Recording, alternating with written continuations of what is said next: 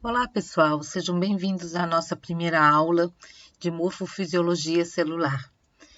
Primeiramente, gostaria de agradecer o tempo que você vai despender ouvindo e participando das atividades que nós faremos durante esse momento. Primeiramente, gostaria de lembrar os meus contatos, caso vocês necessitem. A Anima.botelho, a Anima Educação, esse é meu e-mail preferencial, ingrid.botelho@animaeducação, ou o ingrid.taisbb@hotmail.com. Esses dois são os e-mails preferenciais.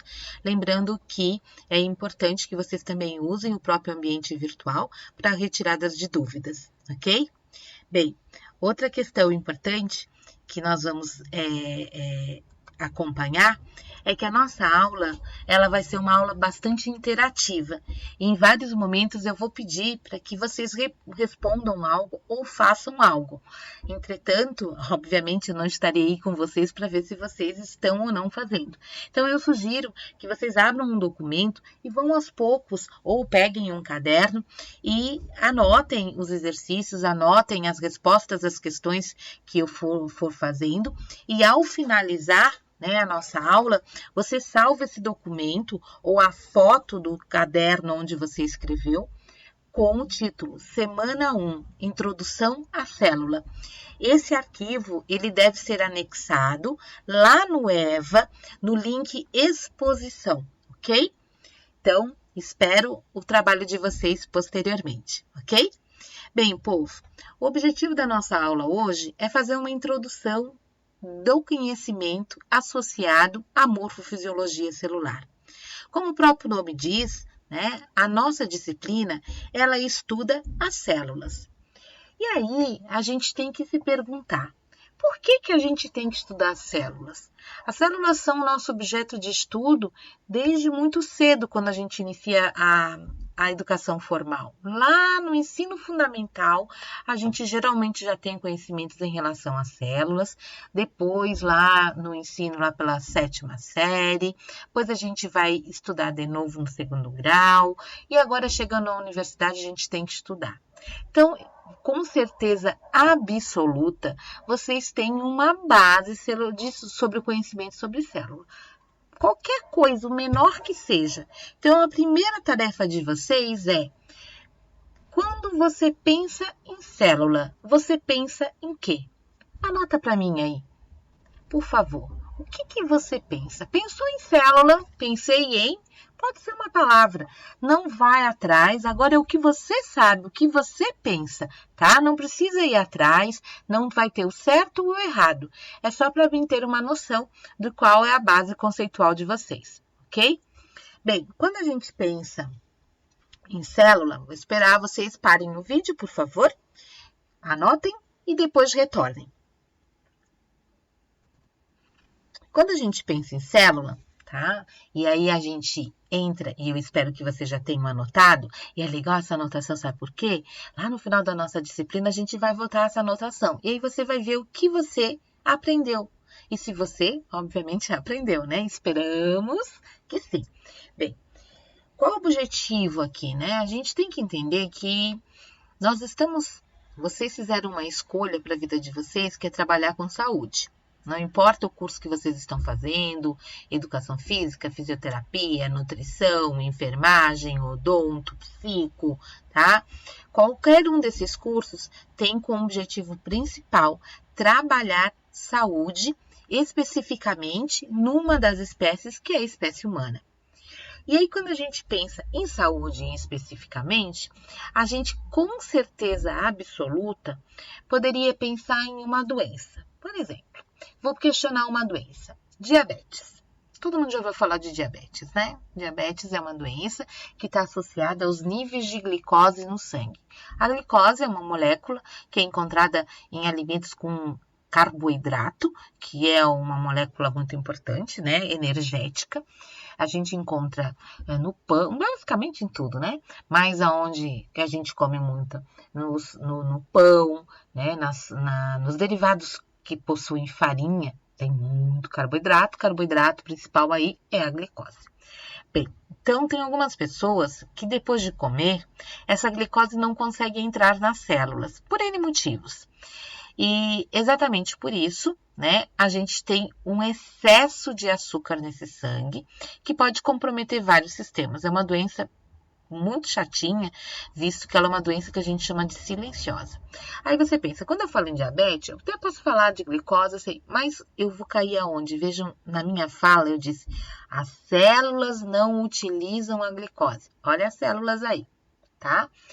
Se eu pensasse assim, por que é que o meu coração bate? O meu coração, meu órgão. Bem, se eu pensar no coração como órgão, para eu explicar o batimento cardíaco, eu vou ter que chegar, adivinha onde? Nas células. Porque as células é que são contráteis, as células que promovem o movimento, que é associado ao que a gente conhece como movimento cardíaco. Nesse momento, você está pensando e escutando. Como é que eu escuto?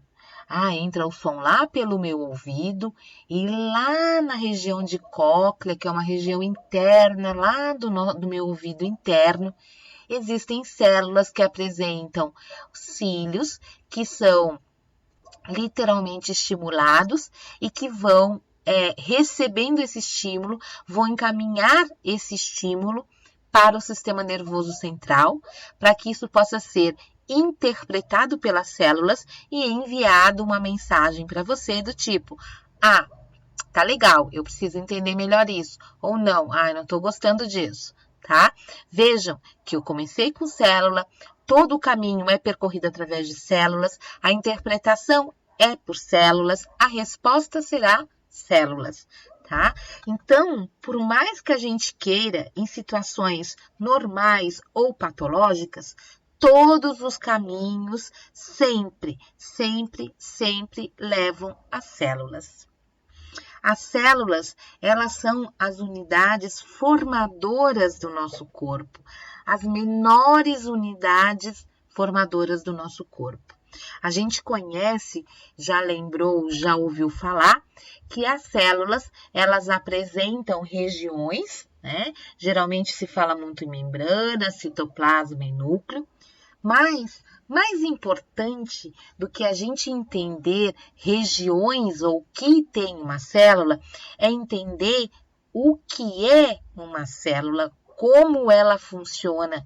Nós somos, gente, condomínios celulares. Nossas células é que nos formam, não é que a gente permite a formação celular. Então, o objetivo da nossa aula hoje é, primeiramente, responder essa perguntinha aqui.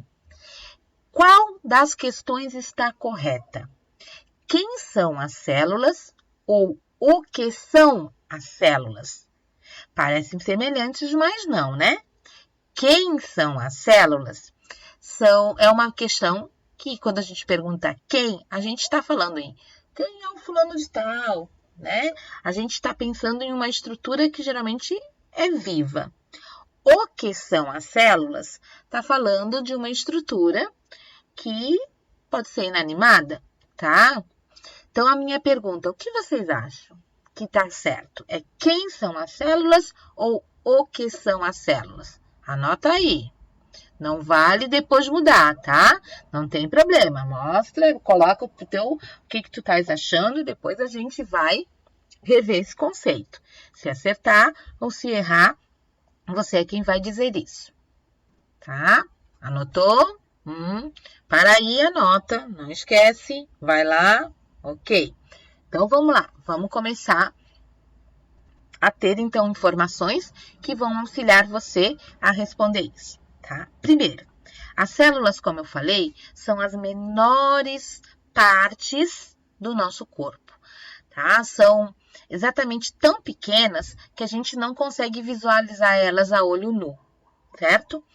E, por isso, normalmente, a gente depende de um aparelho chamado microscópio para visualizá-las.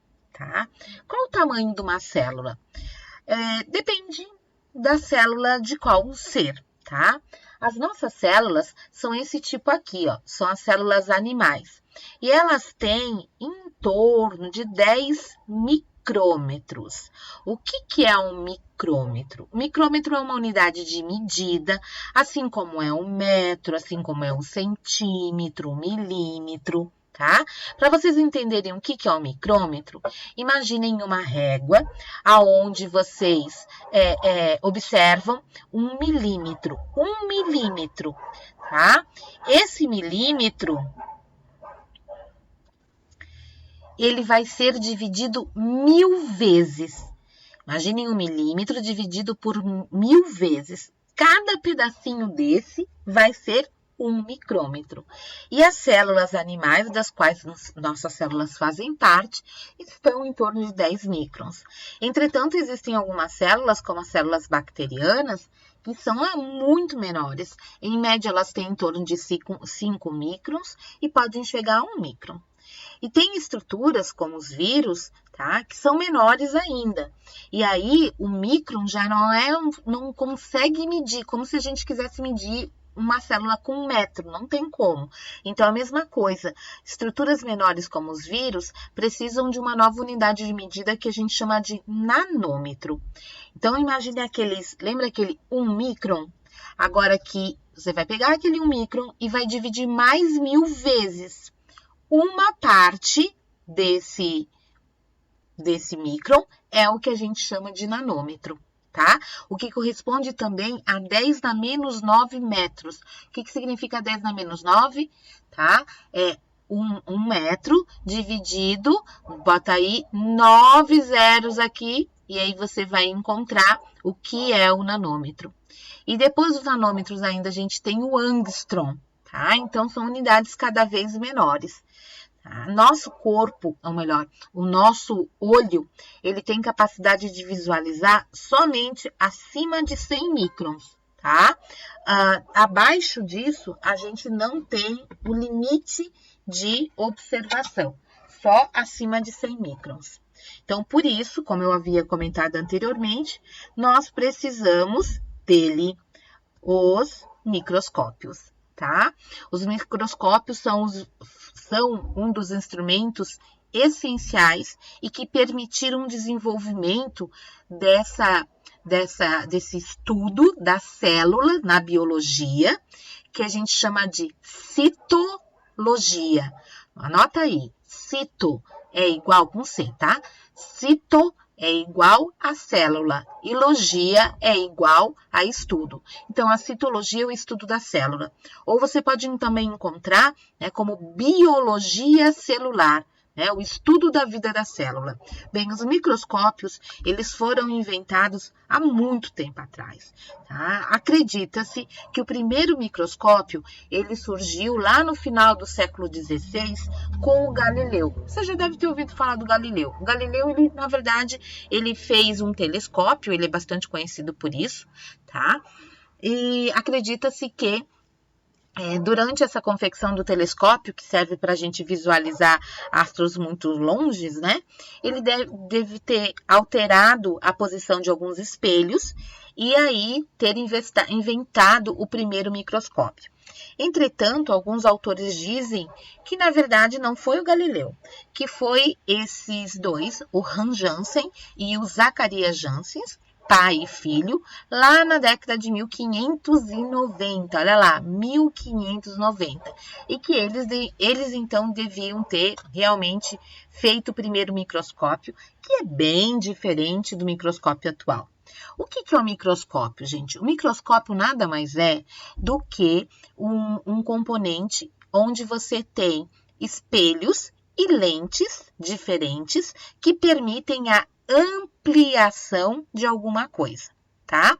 Depois que a família Hansen desenvolveu o primeiro microscópio, eles não eram cientistas, tá? Eles trabalhavam numa ótica.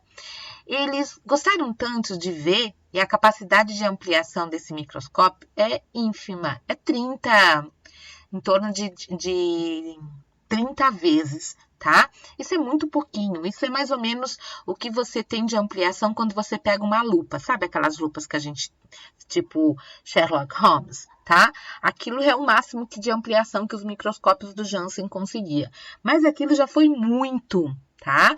Foi tanto que incitou uma curiosidade tremenda e um dos caras que ficou muito estimulado a procurar e ver coisas pequenas foi esse cara aqui chamado Robert Hooke. O Robert Hooke, ele fez o seu próprio microscópio, porque não tinha uma loja, né, para ir lá para comprar, então as pessoas faziam os seus próprios microscópios. E o Robert Hooke, ele é bem conhecido porque ele fez uma coisa que até então os outros caras que tinham feito, né, os seus microscópios e ido buscar informações e visualizar, ele fez uma coisa que era muito importante. Ele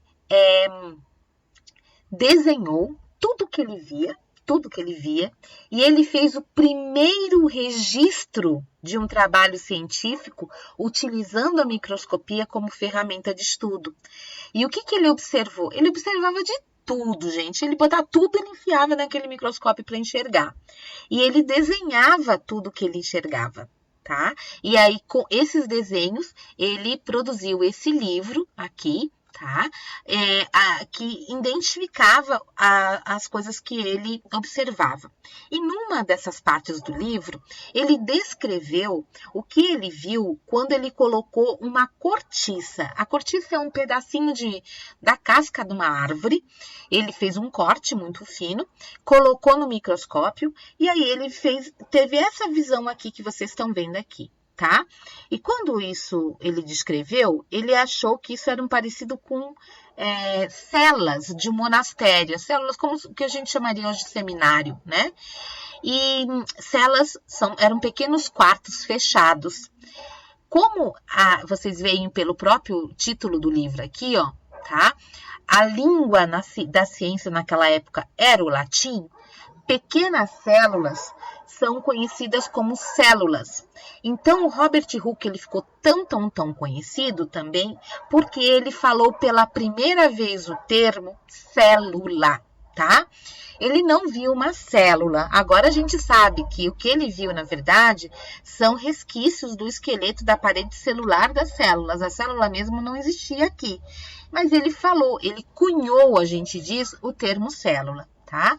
Depois dele vieram muitos outros que foram ampliando os seus microscópios e o poder de ampliação dos seus microscópios, foram também registrando e descrevendo o que eles viam, e aos poucos se teve uma grande quantidade de informações até chegar ao que a gente conhece hoje. Atualmente, nós temos duas grandes classes de microscópios. Os microscópios que são conhecidos como microscópios ópticos e os microscópios que são conhecidos como microscópios eletrônicos. Tá? Tem vários subtipos de ópticos e alguns subtipos de eletrônicos. Os microscópios eletrônicos, eles são bem mais novos, né? Então, enquanto esses aqui surgiram na década de 1590, os primeiros microscópios eletrônicos surgiram na década de 1932, lá no ano de 1932, tá? Bem mais novos, tá? E qual é a grande diferença entre eles? A diferença entre eles é a capacidade de ampliação, tá? E essa capacidade de ampliação, ela é feita pela própria construção desse maquinário. Os microscópios ópticos, independente do tipo aqui, como o próprio nome sugere, eles utilizam a luz para transpassar o objeto para ser observado. O mais comum é o microscópio que a gente chama de campo claro, tá? Mas nós temos alguns bem importantes e bem essenciais, como o de polarização, de fluorescência, o confocal. Os microscópios eletrônicos, eles conseguem ampliar milhões de vezes. Então, a gente consegue detalhar absurdamente, chegando, por exemplo, no microscópio de tunelamento, a gente conseguir observar um átomo, tá, gente? De tão poderoso na ampliação que eles são. Tá? Aqui nós temos uma série de fotos onde a gente vê diferenças, né, entre os microscópios ópticos, tá? Esse aqui é a visão mais comum de que a gente tem da microscopia óptica, tá? Essa aqui, tá? E a gente tem alguns outros, né, que permitem uma visualização um pouquinho diferenciada. Além disso, em relação à microscopia eletrônica, como eu falei, os microscópios eletrônicos, ao invés da luz, eles utilizam feixes de elétrons que transpassam o objeto a ser observado, né, ou que incidem sobre o objeto a ser observado e permitem, então, uma ampliação que chega a milhões de vezes. Muitos desses microscópios, eles precisam de uma sala inteira só para eles, tá? E ao contrário dos outros, eles dão um nível de detalhe incrível. Então, esse aqui é um microscópio que a gente chama microscópio de transmissão, um dos microscópios eletrônicos mais utilizados na biologia, onde a gente vê detalhes. Aqui são células do nosso intestino, a gente vê as chamadas microvilosidades, olha aqui, que são prolongamentos da membrana. Tá? A gente vê como essas células se unem uma com a outra, o espaço que existe entre uma e outra, consegue descrever estruturas no interior celular, tá? Como é esse caso aqui do retículo endoplasmático. Então, o nível e a capacidade de ampliação é incrível. Entretanto, além da capacidade de ampliação, outra coisa muito importante quando a gente fala de microscopia é o que a gente chama de resolução. Resolução, ou limite de resolução, é a menor distância entre dois pontos, tá? Que podem ser individualizados numa imagem final. O que significa isso? Eu não entendi. O nosso olho, ele tem capacidade reduzida em conseguir entender quando duas coisas estão muito próximas uma das outras, ele não consegue ver como duas, mas sim como uma só. Então, se o espaço entre essas duas coisas é muito pequeno, alguns microscópios enxergam como sendo uma coisa só. Então, o que se espera, foi importante no desenvolvimento da microscopia, além da ampliação de imagens, foi a resolução que esses microscópios davam a essa imagem. O microscópio óptico, ele tem um poder de resolução que gira em torno de 200 nanômetros. Não entendi, professora. Se duas coisas estiverem separadas, tá? Por até 200 nanômetros, a gente vai conseguir identificar isso como duas. Se elas estiverem separadas por menos que 200 nanômetros, tá? Mesmo sendo duas, no microscópio a gente vai enxergar como sendo uma coisa só. O poder de resolução do microscópio eletrônico é 0,2 nanômetros. É muito, são aí, ó, quase 1000 vezes menos, né, gente? Então, a gente tem um poder de resolução incrível, por isso que a gente vê essa riqueza de detalhes aqui, né? Aqui, ó, o espaço entre duas membranas, tá? Espaço entre vesículas no interior. Notem que aqui a ampliação, o nível de resolução é menor, parece que é uma coisa só. E aqui, quando eu amplio, eu vejo realmente, e o poder de resolução aumentado, que não é algo comum, não é uma coisa só, tá? Então, não se preocupem, eu não vou decorar, não é que vocês necessitem decorar isso, tá? O que vocês precisam saber, obviamente, é que nós temos dois grandes grupos de instrumentos que facilitam absurdamente o estudo da célula, tá? E que permitiram que a gente identificasse todas as características que a gente for trabalhar agora. Tá? Que são microscopia óptica e microscopia eletrônica. Aqui tem um resuminho nessa tabela, né? Do poder de ampliação e da resolução de diferentes microscópios. Se um dia vocês precisarem, né? Tá aqui. Não vou nunca cobrar uma coisa dessa numa prova de vocês, tá, gente? Só para explicar. Então, o que os microscópios permitiram? Aqueles primeiros microscópios, tá, permitiram que a gente identificasse as células como sendo a menor parte de um ser vivo. Como é que eles chegaram a essa conclusão?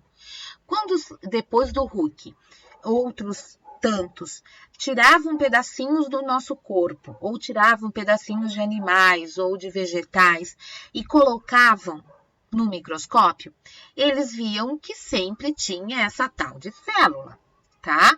E aí se chegou a essa conclusão: poxa, as células são a menor parte de um ser vivo.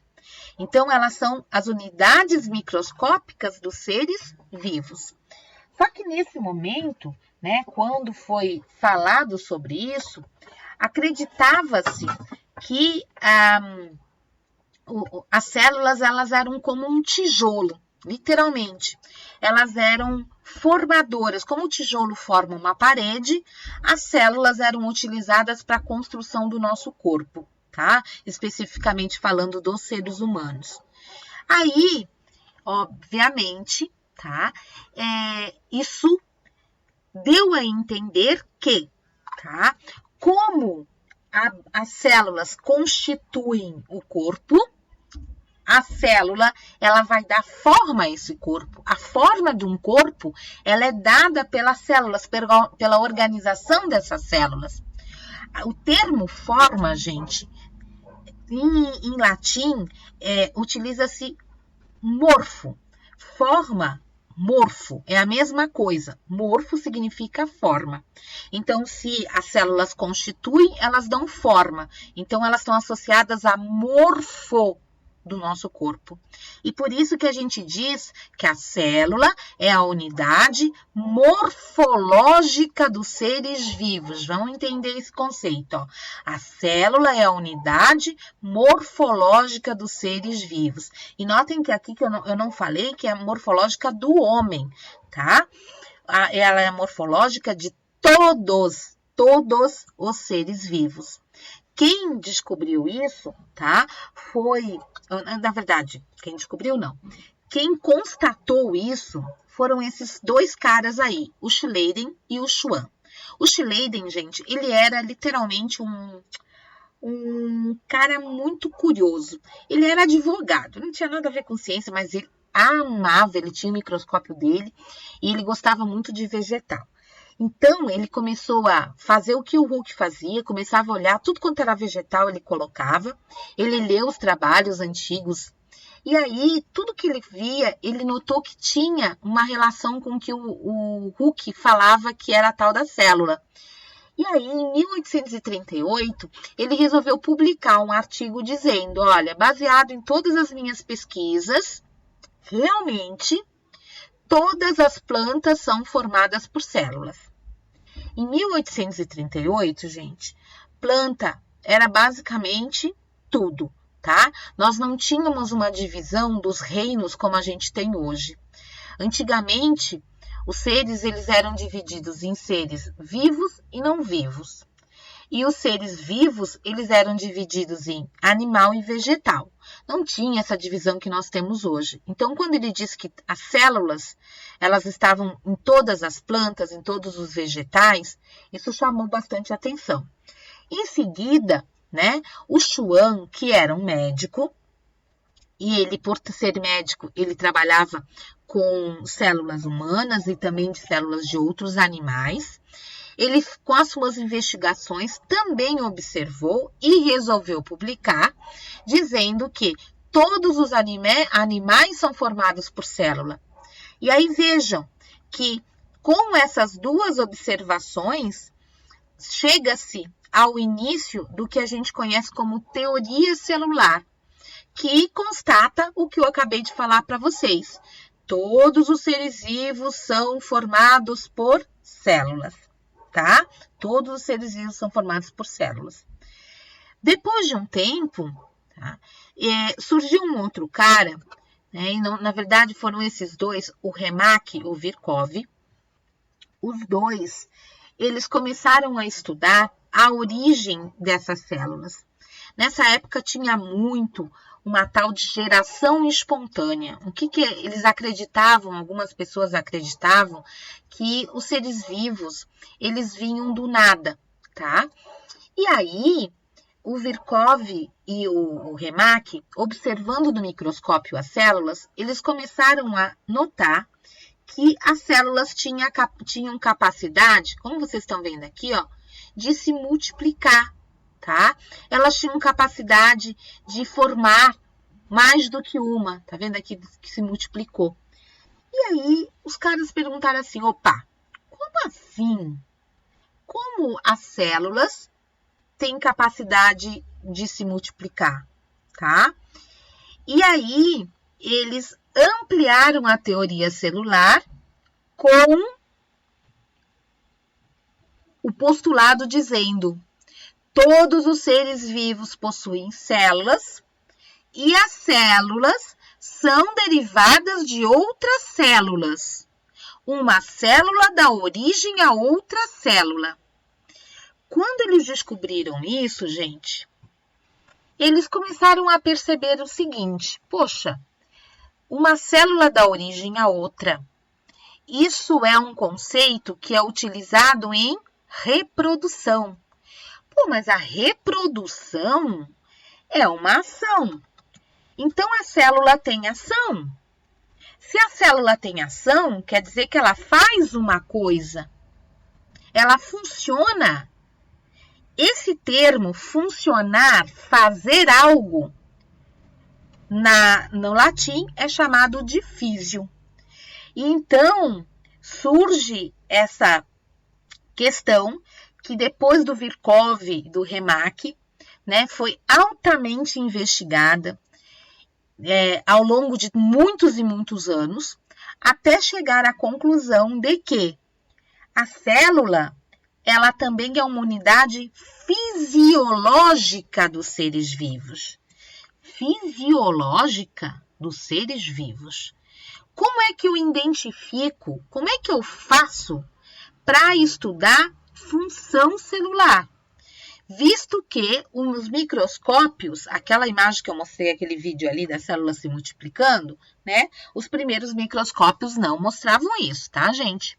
Então, como é que a gente podia provar que as células funcionavam, tá? Primeiramente, com os microscópios mais potentes, se viu que a célula, ela tinha partes. Então, na verdade, dentro da célula tinha partes menores que elas. E aí eles começaram, poxa, provavelmente essas partes que estão dentro da célula têm alguma função. Então, surgiu uma técnica de estudo chamada de fracionamento celular. O fracionamento celular atualmente é muito simples de fazer, mas antigamente era mais complicado. É uma das formas que se usou para ampliar o conhecimento sobre o funcionamento das células, entendendo o que tinha dentro das células. Essas estruturas dentro das células são conhecidas como organelas. E aí, essa técnica faz o quê? Nada mais, nada menos que pegar, como a gente está observando aqui, um determinado órgão, fazer uma maceração, ou seja, retirar as células. Dessas células, a gente vai romper essas células, tá? O rompimento é feito por várias técnicas, com detergente, com ultrassom, com pressão, tá? E aí a gente adquire um extrato bruto. O que acontece? Você vai romper a célula e tudo que estava dentro daquela célula fica no que eles chamam de homogenado ou extrato bruto. Esse extrato bruto, ele vai ser colocado em tubos e esses tubos vão ser que a gente chama de centrifugados. O que é uma centrífuga? A centrífuga é esse instrumento aqui, tá? Onde a gente coloca os tubos e ela gira, mas ela gira muito, muito, muito, muito, muito rápido. A gente pode controlar a quantidade de giros por minuto e também o quanto tempo fica girando. O que acontece quando fica girando durante muito tempo? Durante a centrifugação, as substâncias, as moléculas que estavam dentro daquele homogenato, tá? Elas vão começando a ser separadas pelo peso, literalmente, tá? E atualmente se sabe que se eu pego aquele homogenado, tá? E deixo, por exemplo, centrifugando em torno de 600 Gs, que 600 Gs é a quantidade de giros por minuto, tá? Por 10 minutos, o que vai descer, o que vai ser mais pesado, e eu consigo retirar aqui, ó, são os núcleos. Então, veja, eu posso estudar o que é o núcleo, o que tinha no núcleo, como é que ele se organizava, tá? Esse restante do homogenado, se eu pegar e centrifugar mais, com mais rotações e por mais 5 minutos, eu consigo baixar umas moléculas, umas estruturas que são os mitocôndrios, os lisossomos, os peroxissomos. Ou seja, nós vamos aos poucos separando todo o conteúdo intracelular. E esse conteúdo foi investigado quimicamente, morfologicamente, e aí fisiologicamente começou a se entender um pouquinho do que a célula era capaz de fazer. Mas o grande avanço no estudo da fisiologia foi quando, tá, lá no princípio do século XX, lá em 1900 e iniciozinho lá, 1907, um tal de Harrison e o Carroll, em 1912, não precisa saber essas datas não, tá? Eles propuseram o chamado cultivo celular. O que é o cultivo celular? Essa técnica, ela foi estudada, foi desenvolvida para realmente estudar o comportamento das células fora do organismo, em um ambiente controlado. Então, eles pegavam um pedacinho de célula, colocavam em placas, a gente pode botar em placas, a gente pode botar em garrafas, a gente pode botar em tubos, tá? Atualmente isso é mais fácil. E aí, se dá para essa célula, ela é cultivada dentro do que a gente chama de meio de cultura. Nesse meio de cultura tem o quê? Nesse meio de cultura tem alimento, tem nutrientes, tem vitaminas, tem tudo que uma célula precisa para se manter. É como se eu fizesse um jardim celular, tá? E quando foi criada essa técnica, no primeiro momento foi utilizado a urina, o próprio sangue, e depois, aos pouquinhos, se viu que a gente conseguia algumas células cultivar com mais facilidade, outras não, e aí foi se mexendo nesses meios, e atualmente a gente tem uma infinidade incrível de meios de cultura, e a gente pode cultivar basicamente qualquer tipo celular, tá? O que acontece quando eu cultivo, gente? Quando eu cultivo, eu vejo a célula viva. E aí, eu posso mexer nesse meio, aumentando temperatura, diminuindo temperatura, botando mais comida, tirando comida. E com isso, eu vou conseguir identificar como a célula se comporta. Se ela tem uma reação a essas alterações no meio, tá? Essas técnicas são técnicas que são bastante utilizadas atualmente. É uma técnica muito cara, porque depende de aparelhos caríssimos, como é o caso dessas estufas.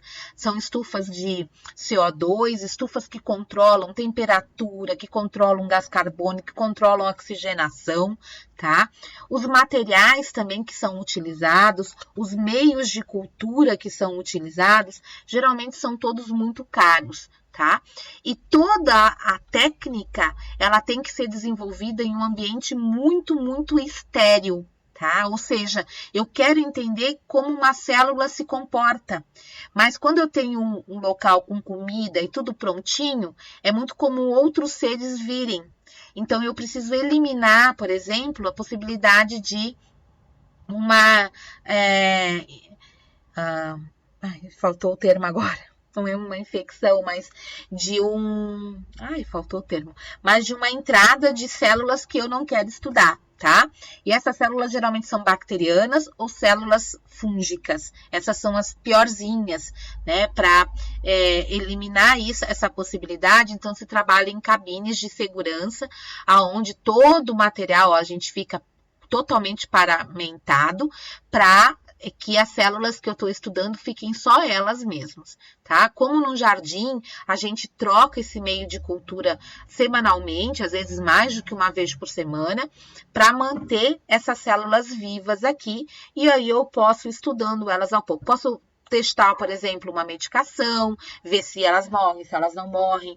Posso trabalhar com concentrações diferentes. Então, a técnica de célula, de cultivo de célula, ela ampliou absurdamente a nossa visão sobre o que é a célula e como ela funciona, e nos permite também corroborar com estudos, principalmente dentro da indústria farmacêutica, para ver qual é a resposta de uma célula a uma determinada substância, tá? O cultivo celular mostra uma coisa incrível, gente. Uma coisa que não existe como a gente definir em qualquer ser que não tem vida. Como as células respondem a alterações ambientais, tá?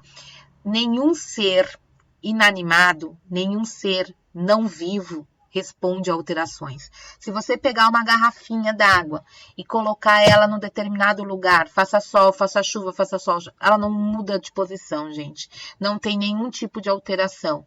Agora, quando a gente faz isso em ser vivos e nas células, a gente tem resposta. E por isso que a gente identifica que a célula é um ser vivo. A célula é o ser vivo e nós somos um condomínio, uma sociedade de seres vivos. O nosso corpo é uma sociedade de seres vivos.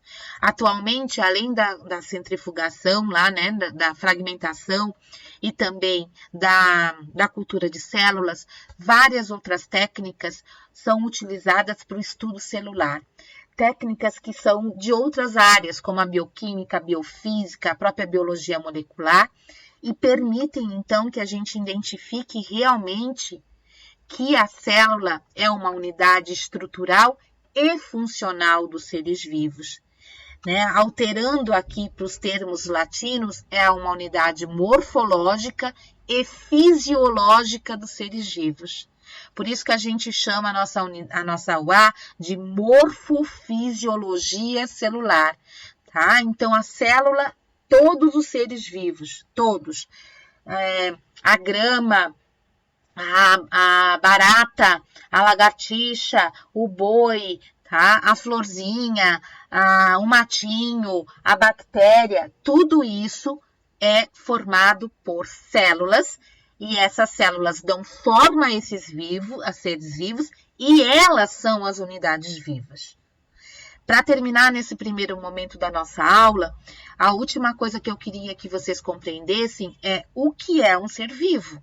Se eu digo que é a unidade morfológica dos seres vivos, eu preciso compreender o que é um ser vivo, tá?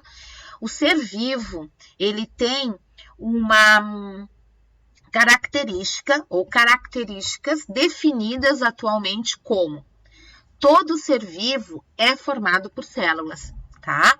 E em relação a isso, a gente vai identificar dois grandes grupos de tipos celulares, tá?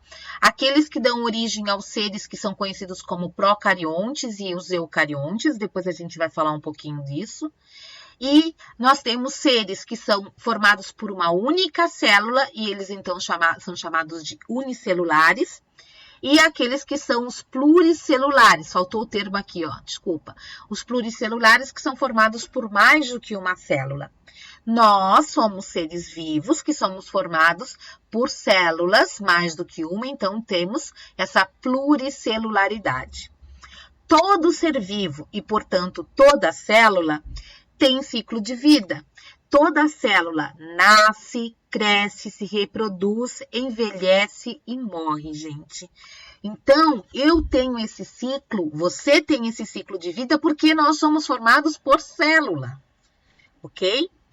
Toda célula tem resposta aos estímulos. Isso a gente vê muito, muito, muito nos cultivos celulares, tá? Então, a gente vê desde movimentos até a organização, elas como se elas tivessem órgãos sensoriais, mesmo sendo uma célula, tá? E respondem a esses estímulos. Ao responderem esses estímulos, nós temos normalmente alterações no que a gente chama de metabolismo. O que é o metabolismo? Toda célula tem metabolismo. Ela se alimenta, ela respira, ela excreta. Esses são os processos metabólicos básicos. toda célula. Prof, mas uma célula só faz isso? Sim, uma célula faz tudo isso aqui. E exatamente porque ela tem capacidade reprodutora, né? E tem capacidade de responder a estímulos, a gente vê que ao longo dos milhares e milhares de anos, a gente viu o que a gente chama de evolução. A evolução é uma modificação que está associada a alterações ambientais, que permitem que essas células se adaptem, né, ou sejam selecionadas as células que melhor se adaptam a alterações no ambiente. Então, todas as células, gente, são isso tudo, porque as células são seres vivos. Então, né, para quem, a perguntinha lá que eu fiz, a célula é o que são as células ou quem são as células? O que você acha agora? Espero realmente que você tenha entendido que as células são quem, tá? Então, quem são as células? As células são vivas e por isso elas precisam ser identificadas com o quem e não com o que, tá? Então, eu vou parar essa primeira parte do vídeo para vocês também poderem descansar, organizarem o que a gente já perguntou e, posteriormente, a gente volta com uma segunda parte. Obrigada até esse momento, depois a gente retorna. Abração!